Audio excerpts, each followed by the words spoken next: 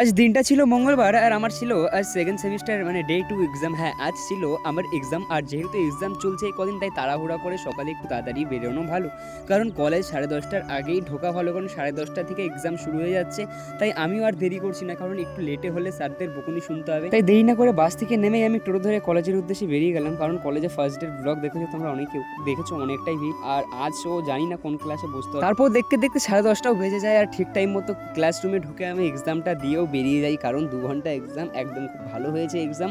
আর কলেজের অবস্থা এরকমই, কলেজে যে যার মতো আসছে আর যে যার মতন যাইছে, মানে বন্ধুদের সঙ্গে সেই টাইম মতো দেখা হচ্ছে না। তারপর আমি টাকা নিয়ে এসেছিলাম, কারণ ভেবেছি অনেকদিন ধরে শপিং করা হয় না। শপিং বলতে কি, নর্মাল একটা শার্ট নিয়েছি আর একটা ট্র্যাক প্যান্ট নিয়েছি, আমার কাছে বেস্ট লেগেছে এই কম্বিনেশনটা। তারপর এটা শপিং করে 600 টাকা চুনা লেগে গেছে বস, কিচ্ছু করার নেই, জামা প্যান্ট কিনতে হলে এরকমই চুনা যাবে। বাসে করে বাড়ি এসে পড়ি। আর আই হোপ আজকের ব্লগটা তোমাদের সকলের ভালো লেগেছে। আর আজকের ওয়েদারটা অনেকটা মেঘলা মেঘলা ছিল, তাই আর কি বলবো, দেখে মনে হচ্ছে এই বছরের প্রথম বৃষ্টি হবে হয়তো। যেই হোক, আর যেতে যেতে কেউ রাধে রাধে বলতে ভুলো না।